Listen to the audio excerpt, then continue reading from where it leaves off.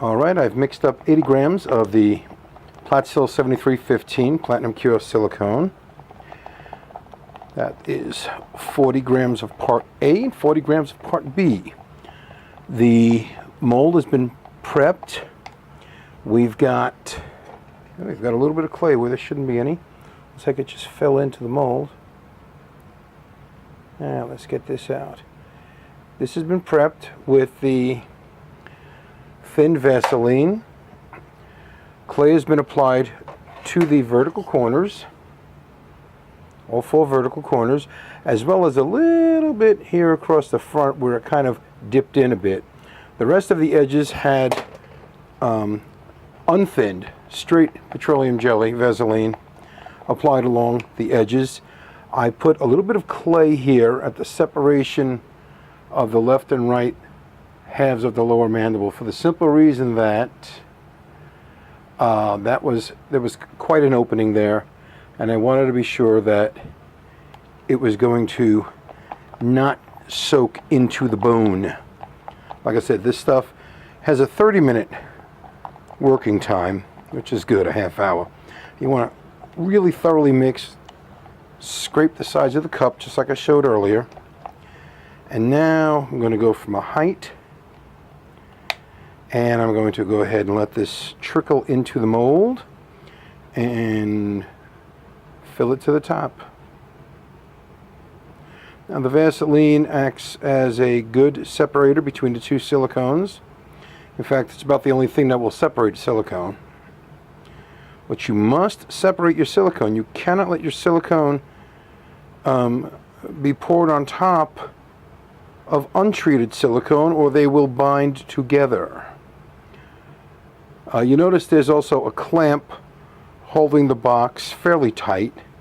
Not overly tight, but just enough to hold it, a little stronger than the rubber bands alone could hold it. Now you see this filling the mold. The highest point on the bottom here is the front of the mandibles, where the chin would be located. On the top it was the vertical ramus, or the vertical corners of the lower mandibles. And because we're inverted now, upside down, the chin is the highest point. Now we're going to take this right up to the top of the wood. Okay? Right up to the top of the wood. Just like so. Alright. 80 was a little bit much. I guess I could have gotten away with about 60 here in this case. But just to show, that's all that's left over. Okay? That's really not a lot of left over there. Now I'm going to shake it up and take my Pol-Ease 2500 spray release, and I'm going to burst those little champagne bubbles that form across the top. All right, here we go. Couple of hits. Break up those little champagne bubbles on the surface. There we go. That's it. This will be left overnight to cure, and tomorrow mold will be opened, the jawbone will be removed, and the first casting will be made. It's the next day, as you can tell, and we're going to open the lower jaw mold of the African Wildcat. Take off the clamp first. Now remove the bubberans, or the rubber bands. Now, first I like to loosen up around the edges.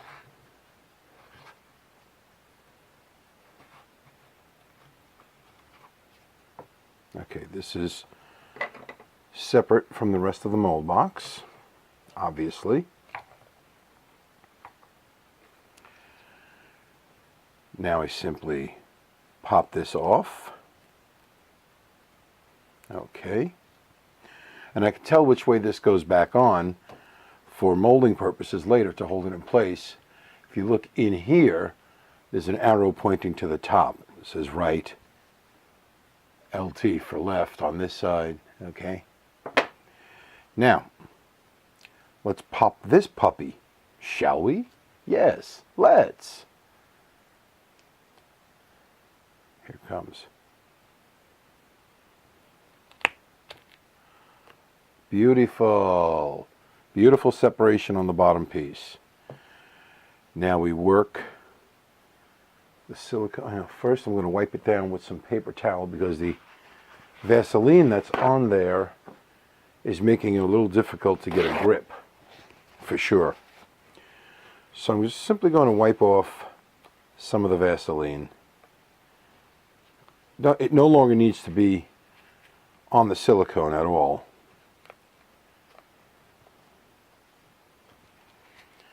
Well, hopefully this will help me be able to, yeah, okay, and get a little better grip. Many people tell me, John, you really need to get a grip. Well, folks, I'm trying. All right. Here we go. Now use a little alcohol, a little rubbing alcohol on the paper towel, and remove a little more of the Vaseline separator that's on the silicone. Really does make it really difficult to grab hold. Okay, this should help even more.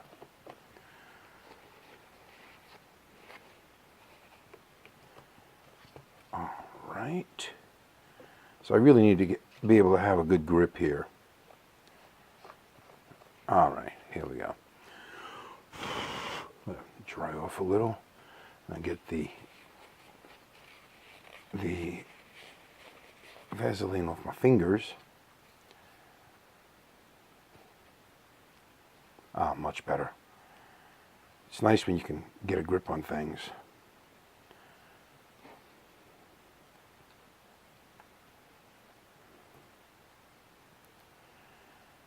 Here we go. Here's the front of the jaws.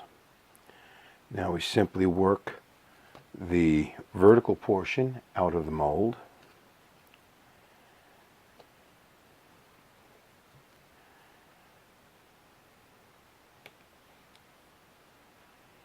This needs to be loosened up.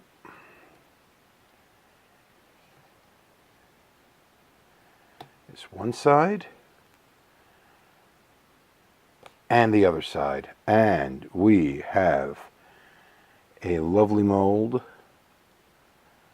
and lovely original part. It's in good shape. We just have a little silicone trapped in one of the little holes I forgot to fill with clay, but that's all right. So the nice thing about this is even clearer, or more clear than the other stuff that I used. The 7315 is even more clear than the 7320. Now we have a good mold, details that go way down. Let's see if we can put this on camera, how far down this detail goes. Hopefully it will focus here. And you can see this goes way, way down. Put a little more light on the subject, see if this helps. Way down in there. Okay, that's the vertical ramus of the lower mandibles. We have good tooth detail in the mold.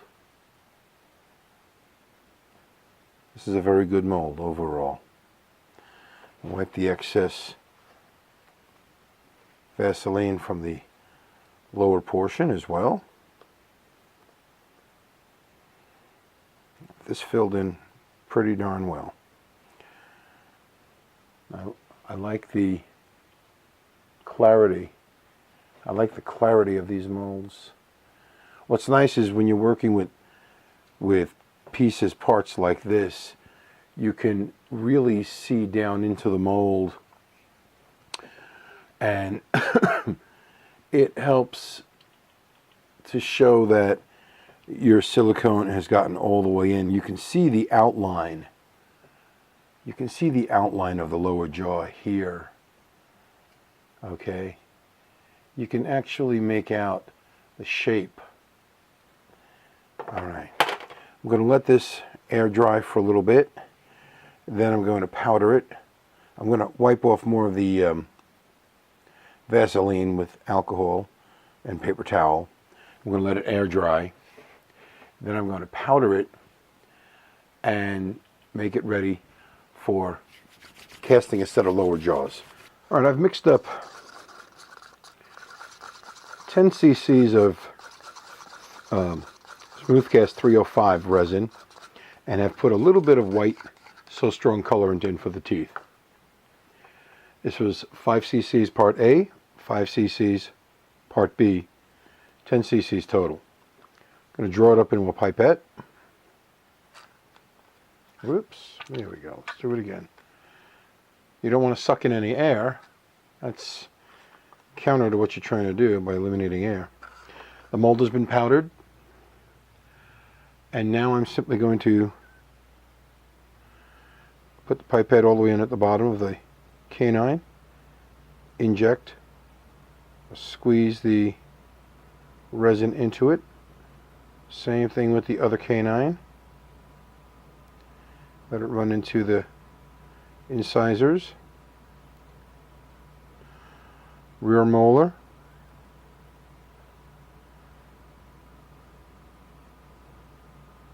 premolars. On the other side, again, rear molar, rear molar, and into the premolars. Try to eliminate any bubbles that might form. Now it seems to be running into the front because I have it tilted for the camera, so I'm going to lay it flat, let this run back down into the teeth. I'm going to remove some of this. Just going to draw it up into the pipette, squeeze it into the cup, draw it up into the pipette again.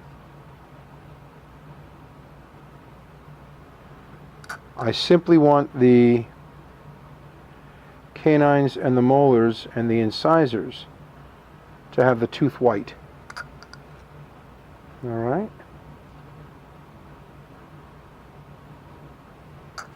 And I'm going to draw up some more of the resin into the pipette. And again, I want to fill these rear molars like so, and like so, and the premolars.